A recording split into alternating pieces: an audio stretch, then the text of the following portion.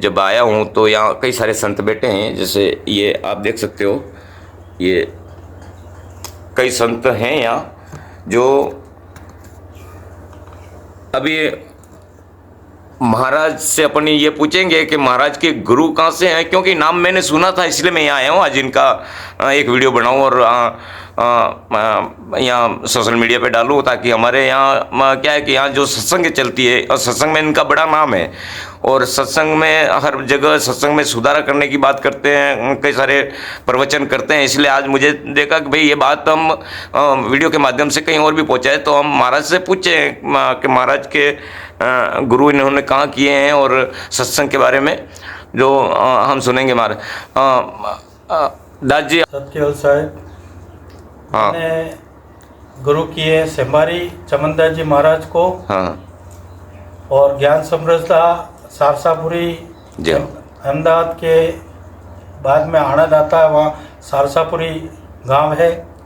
और अविचल दास जी हैं अभी गादीपति, जो विश्वगुरु है, अखिल भारतीय सत्सम्मेलन के मुखिया हैं जो सारे पंथों के। जो और उस माध्यम से मैं यहाँ एक छोटा सा मंदिर बना के बैठा हूँ परम गुरु का। जो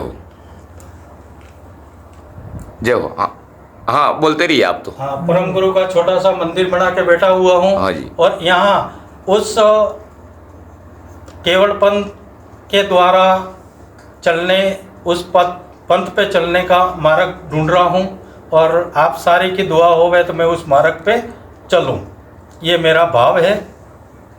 बहुत बढ़िया भाव है आपका। ठीक है, संत तो महारथी होते हैं, तो आपने ये भी बहुत अच्छी बात कही, लेकिन हम तो आपको मानते हैं, इसलिए हम सब देखो आज आपके सामने, आपके पास इतने आके बैठे, तो हमारी ये आशा होती है कि आपके पास ऐसी कोई बातें हो ताकि हमें दें। हम ये पूछना चाहेंगे आपको कि महाराज, जब आप सत्संग करते हो, सत्संग में कई लोग आपके साथ बैठते हैं, तो आप उन्हें क्या ऐसा मार्गदर्शन देते हो जो वो आपके साथ जुड़ते जाते हैं? मैं सनातन धर्म के द्वारा इस सत्संग संतों को बोध करता हूँ कि वाणी के द्वारा जो 4 प्रकार की वाणी है, और इन वाणी के द्वारा महापुरुषों अगले ने संकेत दिया है, तो अपन उस पर गा रहे हैं। लेकिन उस वाणी के द्वारा क्या लक्ष्य अपने को प्राप्त कर रहे हैं, क्या ग्रहण करना है अपने को, जो इसलिए उस वाणी के द्वारा बोलते हैं, तो अपन उसका वाणी के जैसा जितनी भी अपने को समझ पड़े वैसा अपन उसका वाणी का खुलासा करते हैं। जो जरा मैं समझना चाहूँगा महाराज आपसे, ये जो सत्संग है क्या अर्थ होता है, इसके बारे में कुछ? सत्संग का अर्थ ये होता है कि परमात्मा की तरफ पाना, उनकी तरफ चलना। जो सत्संग का माध्यम ही वो है कि परमात्मा की तरफ झुकना और उसको प्राप्त करना। वो सत्संग एक माध्यम है, और वो सीढ़ी है चढ़ने की, आगे चढ़ने की वो ठीक है सीढ़ी है। जैसे जैसे आप अपनी गति द्वारा आगे चलोगे, वैसे वैसे उसका प्रकाश अपने को प्राप्त होता है। महाराज जी, बहुत बढ़िया बताया आपने कि सत्संग एक माध्यम है भक्ति का, और सत्संग में जैसे आप जैसे जैसे परिपूर्ण होंगे वैसे वैसे परमात्मा के दर्शन होंगे, यही आपका कहना है? जी हाँ। हाँ, बहुत बढ़िया कहना है आपका। महाराज जी, अभी तो आप यहाँ आपके जितने भी संत, आपके शिष्य, कुछ शिष्य, कई शिष्य बनाए हैं आपने? मैंने 2-4 शिष्य बनाए हुए हैं। हाँ। और उसमें केवल पंथ के अंदर जुड़े हुए हैं। जय हो। और सत्संग के माध्यम से परम गुरु के ज्ञान संप्रदाय से जुड़े हुए हैं, केवल पंथ से। जय हो। और उस माध्यम से आगे चल रहे हैं। वैसे तो शिष्य हैं आपके सत्संग में, जितने भी लोग बैठते हैं आपके शिष्य, तभी आपके साथ बैठते हैं। जरूर जरूर। हाँ, पर इतने लोग 4-5 जो शिष्य आपके वो परिपूर्ण, मतलब आपने जो उपदेश दिया है उन्होंने, वेरी गुड, बहुत बढ़िया बात है। तो आपका ये वीडियो यूट्यूब पे या इस पे जाएगा सोशल मीडिया पे, तो आप लोगों को क्या संदेश देना चाहते हो इस सत्संग के बारे में कि भगवान से जुड़ना चाहिए, ऐसा कुछ संदेश यह दे रहा हूँ कि 4 वेद, जय हो, 4 वेदों के अंदर 6 शास्त्र, जय हो, 6 शास्त्र के अंदर पुराण, जय हो, कुरान, जय हो। ये 4 वेदों से हाँ। पंचम वेद से बना हुआ है, 5वां वेद। और उस 5वां वेद का परिभाषा ये हाँ जरा आपके महाराज सामने है। हाँ, ये क्या है?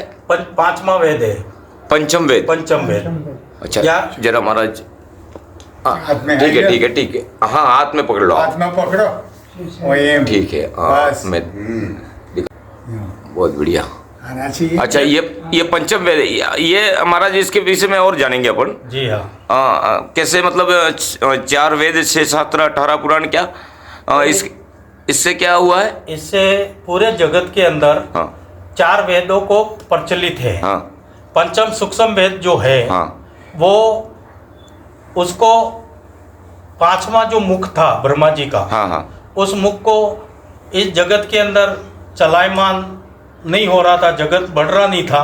जो भी उसकी वाणी सुनता था हाँ। वो मोक्ष गति चले जाता था। जो इसलिए देवों ने मिलकर ये विचार किया कि भाई इस दिशा में अगर 5वां मुख के द्वारा होता है तो जितने भी जगत है वो सारा मोक्ष द्वारा चले जाएगा, तो जगत का उत्पन्न होगा ही नहीं। हाँ। तो अपने को 5वां मुख का छेदन करना है। हाँ तो शंकर भगवान ने पंचम सूक्ष्म वेद का 5वां, ब्रह्मा जी का 5वां मुख छेदन किया। हाँ। उस दिन से उस मुख को ओनली संतों के पास है।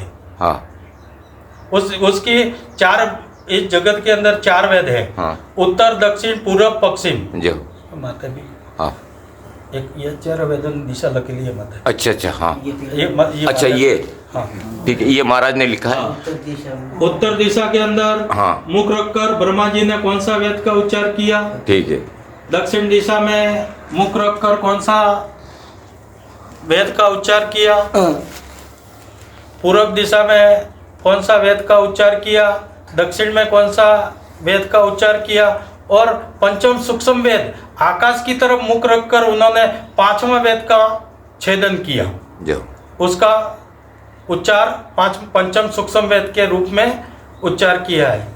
उस वेद के अंदर अपन पूरे जगत के जितने भी शास्त्र, ज्ञान, गीता, जितने भी हैं शास्त्र, जो वो अपन उस 4 वेदों के अंदर है। ऋग्वेद, अथर्ववेद, सामवेद, युद्धवेद और सूक्ष्म वेद।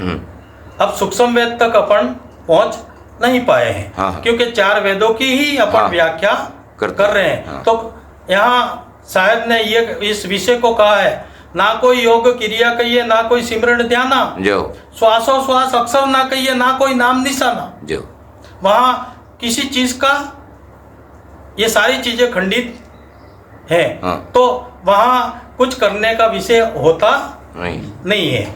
ऐसा शायद ने उस दिशा के अंदर परम गुरु ने वहाँ बताया है। हाँ अपन कोशिश करते हैं कि भाई जगत चलायमान करने के लिए, हाँ। जगत को चलायमान करना है तो संसारिक सारे सुख यानी 5 भूत, अग्नि, जल, पृथ्वी, वायु और आकाश, इन 5 भूतों के अंदर अपन और 25 प्रकृति के अंदर हाँ ये पूरा जगत जो है हाँ वो उसके अंदर लिपायमान है। जो उससे जो जिसको तत्व से परे हाँ। कहते हैं, हाँ। उसको कहते हैं तत्वातीत। हाँ जो तत्वों से हाँ। परे हो गया वो उसको कहते हैं तत्वातीत। अपने को तत्वातीत के भाव से जानना जी। है। यहाँ जो अपने अंदर